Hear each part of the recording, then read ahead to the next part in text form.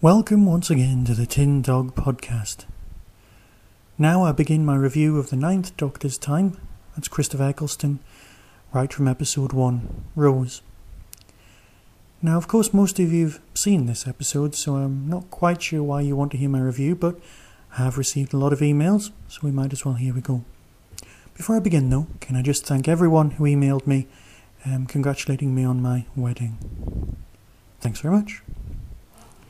Okay, the story so far was basically that we'd watched the almost animated Ninth Doctor, the Richard E. Grant one, and then we'd been told at the 40th anniversary that Doctor Who was coming back. Our TV show was actually coming back.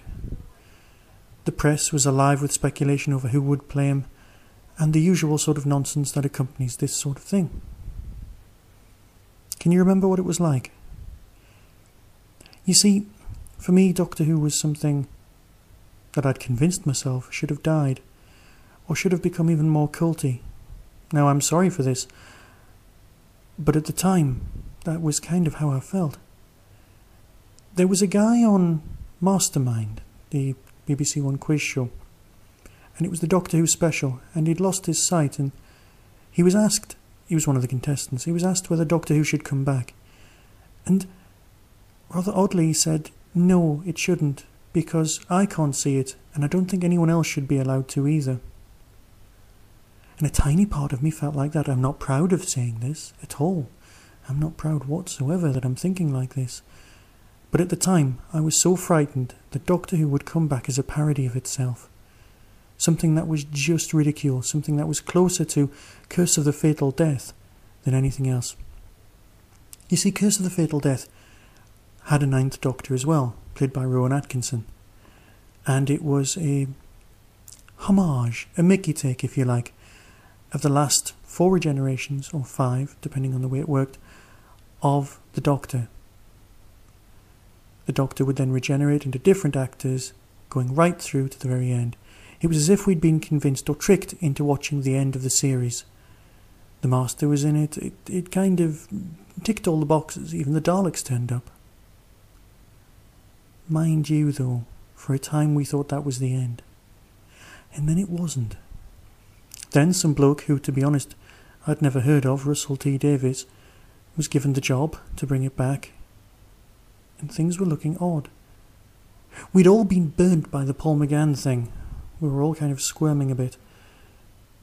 And then everything kind of got odd. They told me Christopher Eccleston was playing the Doctor, and I was thinking, well, no. I know he could do a posh voice, as seen in his rather good performance in Elizabeth. So I'm thinking, okay, I can live with that. If he does that sort of voice, with that sort of intensity, he could play a Time Lord, not a problem. I wonder how much of the novels, how much of the backstory that's happened in the intervening time they'll take on board. Of course, like everyone else, I wondered what the TARDIS would look like, and I wondered if it would still make the same noises, or even if they'd change things like fixing the chameleon circuit, or how much CGI they'd use. Little things that matter to us fans. And then the news that Billie Piper was going to be in it. Billie Piper? Why do we travel through time and space? Because we want to. Because we want to. That's not good. We were worried. We thought it was a Langford move. Now, I knew that Billie Piper had been an actress long before she'd been a child singer, but I didn't know better at the time. She was just a child singer. And then, about a month and a half before it was meant to be on the BBC, they'd only just started showing the odd teaser trailer, going, "It's about time," or "soon," or whatever it was, and the TARDIS would appear. The excitement was building. The Doctor Who fans and Doctor Who magazine was beside itself. Russell T Davies was already having the mick taken out of him. People were saying things about Queer as Folk and comparing the two. And let's face it, that scene at the end of the first season of Queer as Folk where they dematerialise. Yeah. And of course the whole K9 thing. It didn't bode well. Of course, we also had Christopher Eccleston playing God or Jesus or something on ITV. Yeah, these things weren't working. I was very worried. And then, on the news, they said that Doctor Who had been released onto the internet. I'm thinking, what, was this promotional something? Apparently someone in Canada had got a hold of the copy and they'd put it in some sort of downloadable format. Now, I didn't know much about it at the time. I was still using dial-up. But an acquaintance from a Buffy convention managed to get a hold of a copy for me, put it onto disc, and it wouldn't play in my DVD player because at the time I didn't know anything better. I was worried. I was very, very worried, but I couldn't contain myself at all. I needed to see this story just to calm myself down. And so I went to my friend's house. We switched on his PC, slid the CD in. It recognised it. We turned up the speakers, and with silent reverence, we watched. Oh, it was good. I didn't even spot the difference between Murray's music and the real theme. Well, I say the real theme, the original theme. I just knew it sounded better than the McCoy version. And then we were there. We were in London. We were playing Google Earth from orbit. We zoomed in. It looked great. I couldn't believe how good it looked because I'd spent the last 15 years just watching VHS. I'd been trapped in some period. But this was great. I know the direction was a bit intense and it was very snappy, very quick. But it was glorious. Just sitting there, watching this not particularly large monitor. The story unfolded. It unfolded well. We were introduced to Rose. It was all right. There were moments when it could have fell apart. Things like the Ninth Doctor saying things like, explaining the chameleon circuit, saying it's a disguise rather than a cloaking device. Tiny moments. And every time Russell managed to go, "No, you were expecting that, but here's what I've done instead." It wasn't perfect. There were things like Mickey being eaten by a bin and things like that, which just threw me, but I'll get to those in a moment. I'm just trying to recreate the sensation, the feeling of sitting there watching it. We got to the end, and we just sat there in silence. And then we were happy. We were so pleased. And I know I felt bad about watching a download when I should have watched or waited, but I just couldn't bring myself to do it. I was so happy. I think I actually wrote to Russell T soon afterwards, which was probably a bad move. So anyway, let's discuss the actual episode as broadcast, complete with Graham Norton.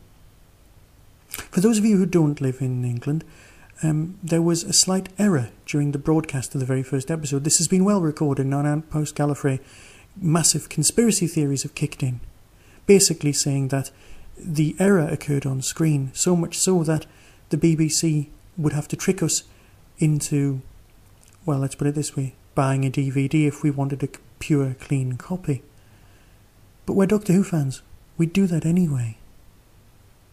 So, the story itself, it's got some wonderful, wonderful moments. The Doctor's first words, saying, "Run!" And we go with him. The whole programme, it's pitched so right. Obviously it has to be from Rose. Rose represents us, represents the audience, like any good companion should. Billie Piper is an enormous surprise. She was great. We just went with it. We totally believed her. Of course, there were some lovely moments, things like Clive, the Doctor Who fan. And let's face it, he was a fan of the TV series. He had a blue shed with white windows, very nice. Obviously, it doesn't actually make sense, the stuff he has. He says the title's passed on to father and son. but you don't get to see any of the other Doctors, and I know that's there on purpose in order not to confuse new viewers. But things like dates like 1963, 1912, 1883, they're thrown in with pictures of the Ninth Doctor, who in this story is newly regenerated, which is fine. It's a time travel show, which means these pictures should have happened in this season, or indeed, as I thought, the next season, because at the time I still thought Eccleston was going to go on. Of course, I'm getting ahead of myself. Eccleston going on is a whole different storyline for later. The post-regeneration scene, the bit where Eccleston's wandering around the flat, is particularly well done, and I'm so glad we don't have any of that madness associated with post-regenerative shock going back to the Fourth Doctor. It does appear that he's never seen his own reflection before, and the choice of Autons as villains was just an odd thing, but it worked. Russell did get it right. Of course, there are things like the interior of the TARDIS, which is lit marvellously, and they have changed that recently, and not for the better. I liked the whole inside a fish tank feel that we had going. Perhaps that's just me, I don't know.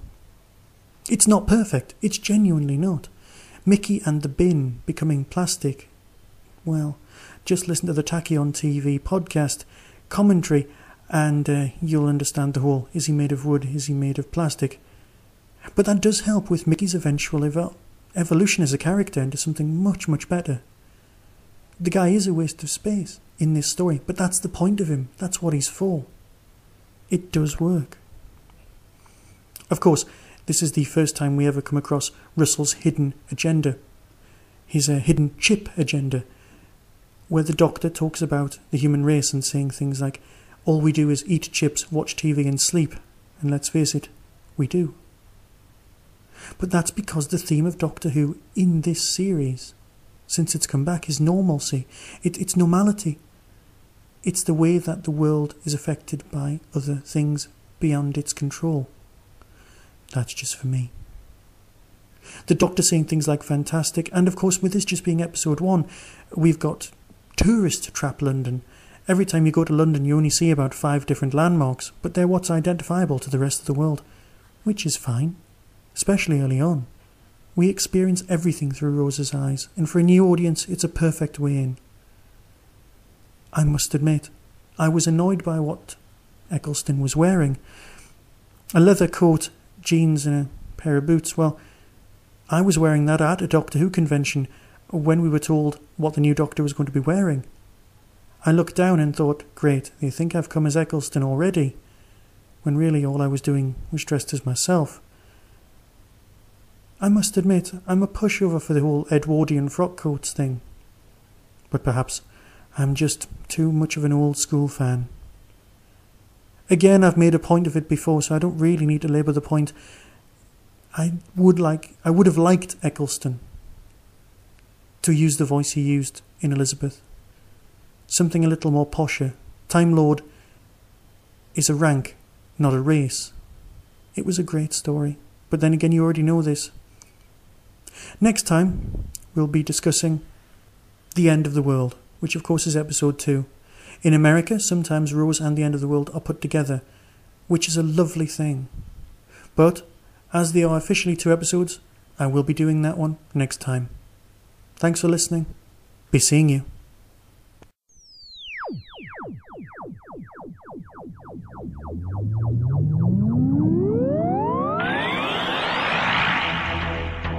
You have been listening to the Tin Dog Podcast. Doctor Who and its associated shows are all trademark of the BBC. No infringement is intended. Contact us at tin-dog@hotmail.co.uk.